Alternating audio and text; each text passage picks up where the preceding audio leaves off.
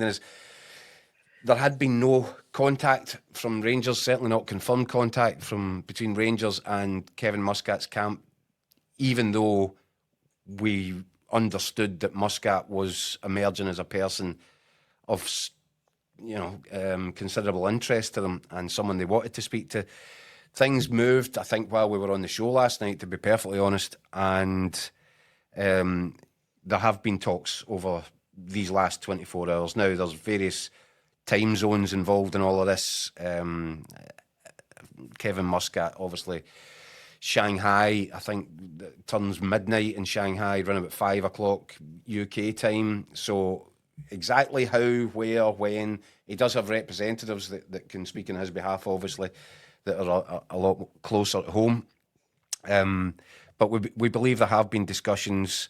We believe it's accelerating, and even at the point that just before coming in to the studio, there is this strong suggestion that if, and let's just put that in big capital letters, if Kevin Muscat accepts this position, and bear in mind, I will come back to something that I said before Steven Gerrard got into this stage in the same process, is that these guys will be wanting to interview the Rangers regime just as much as the Rangers regime will want to interview them. And there was a whole bunch of stuff that Steven Gerrard didn't like when he had a look under the bonnet, that these same issues could yet arise for Kevin Muscat or whoever else gets into this kind of position or into the reckoning. So I think it's far from certain that Kevin Muscat takes the job, because I think there's a lot of work for the Rangers board to do in order to convince him that that's what he should do. But I do know that it's something that he's wanted to do for a long time. And dating back to when he got involved in the interview process 2 years ago, he was desperate for it at that point. So much so that he went into the final phase of interviews, and it was himself, Philippe Clement and Frank Lampard were the three men left standing. Now, my information is at that point Kevin Muscat had drawn up his backroom team, and that Neil McCann was his choice for assistant manager.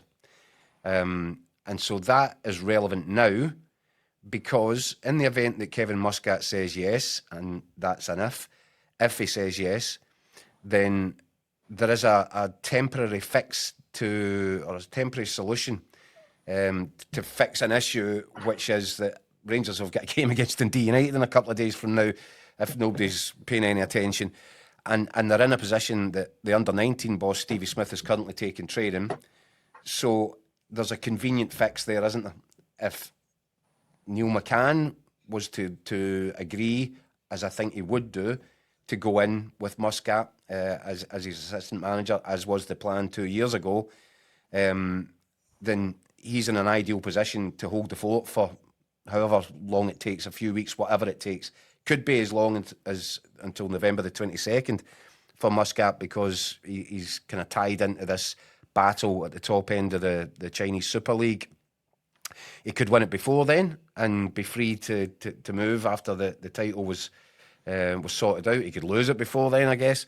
Or he might have to stay to the final day, in which case it would be towards the back end of November before he'd be in any position to get into the kind of base camp at Auchenhowie and start doing his work. There's so many ifs and buts about this, but I think what we can say is, if Kevin Muscat agrees, if a deal can be agreed between Rangers and Kevin Muscat, then there is a high probability that Neil McCann could be kind of fast-tracked into the position in time for this Saturday's game against Dundee United. But it is a rather chaotic scene at the minute. And as I said, it's one thing going into talks with Rangers, as Steven Gerrard has shown. That doesn't mean that it's a done deal. And I think there'll be a lot of persuading to do on both sides of that table before you got to a situation that a guy, and Kevin Muscat's a really credible candidate, I must emphasise that. And this is what I've said from the start of this. If you're a really credible candidate, you might encounter some red flags that you might find difficult to ignore once you get into the process and once you start looking at the structure of that football club right now.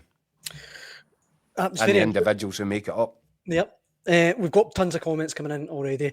If you want to get involved in the conversation, let us know what you think of the goings on at Rangers and who you want to see as the next Rangers manager. Will we try Burnsy again? Burnsy, can you hear us? 1, 2, 3. I can hear you. Can you? Have you got the misfortune of hearing me? We can hear you loud and clear, Burnsy. And by the way, we're all waiting with bated breath. What's your version of events? What are you hearing over the last half an hour or so? I just broke an exclusive there and it was in silence, but I can't go back in it now. Like the word over the last, I mean, certainly most of the day, like late last night and most of the today, everything was pointing towards Kevin Muscat becoming the next manager.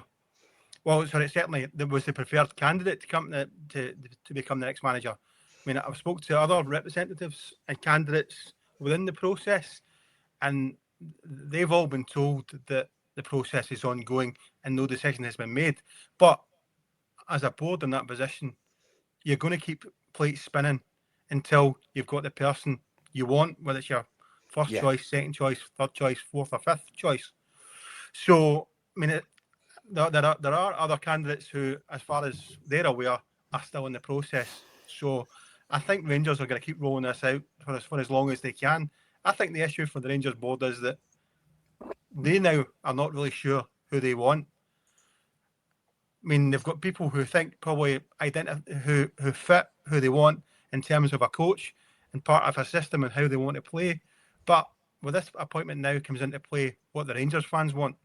I mean, that was shown with Russell Martin. Russell Martin wasn't a popular appointment and he was quickly pushed out the door by obviously poor results and fan power. And the concern with the Rangers board is if they go again with a candidate who may be looked at, I wouldn't say, I wouldn't use the term weak, but doesn't have the stature of a Steven Gerrard or someone of that ilk, then that's not going to appease the Rangers fans. So whoever they bring in will be behind the 8 ball before they start. You know, your Danny Rose, whatever. He's very highly thought of within that Rangers boardroom, and there are people there who want to appoint him, but they are concerned that what the reaction is from the Rangers fans. And I think that's where we are just now. I'm not sure the Rangers board know exactly what way they want to go.